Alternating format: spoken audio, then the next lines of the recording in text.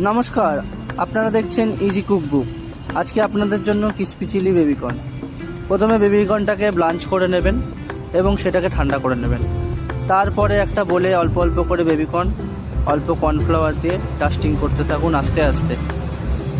খুবই সাবধানে ভালোবেসে ধৈর্য ধরে এটা করতে হবে, কারণ পুরো বেবিকর্নের টেস্টটা এর ওপরেই নির্ভর করে। এই ডাস্টিংটা ভালো না হলে বেবিকর্নটা খেতেও ভালো লাগবে না। তো অল্প অল্প কর্নফ্লাওয়ার দেবেন আর অল্প অল্প জলের ছিটা দিয়ে আস্তে আস্তে ধৈর্য ধরে করতে থাকুন।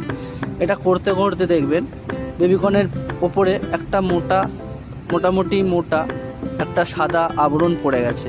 বেবিকর্নগুলো সাদা সাদা একটা ড্রেস মতন পরে নিয়েছে।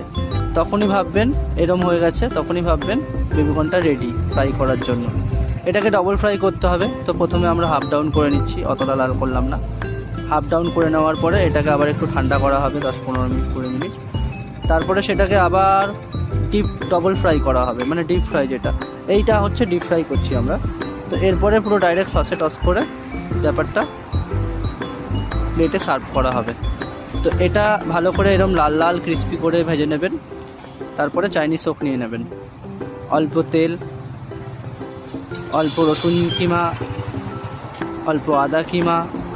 ওটাকে একটু ভাজা হলে পেঁয়াজ ক্যাপসিকাম দিয়ে ওটাকে হাই ফ্লেমে টস করুন। টস হয়ে গেলে ভালো করে টস করুন এবং টস করতে করতে দেখবেন সুন্দর একটা ফ্লেভার আসছে ভাজা মশলার। তো ফ্লেভারটা আসলে একটু হট গার্লিক সস, একটু টমেটো সস দিয়ে আবার একটু নাড়ান।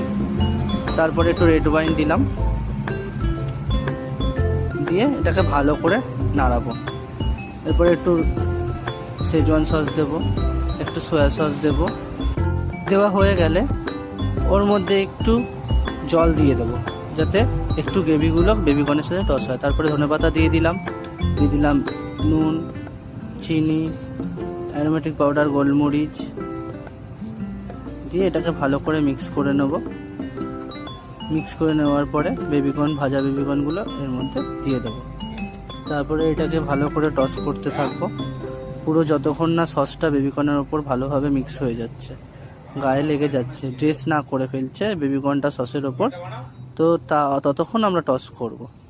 টস হয়ে গেলে একটু চিলি অয়েল আর একটু স্প্রিং অনিয়ন দিয়ে আমরা এটাকে সার্ভিস করে নেবো। কিন্তু তাও ধ্যান রাখবেন টসটা কিন্তু ভালো করে করতে হবে হাই ফ্লেমে, যাতে কড়াইয়ে সস লেগে না থাকে, সসগুলো সব বেবিকর্নের ওপর লেগে যায়। এবার আমরা গরম গরম সার্ভ করে দেবো। এর উপরে ধনেপাতা আর একটু সাদা তিল দিয়ে দিলাম আর পেঁয়াজ পাতা দিয়ে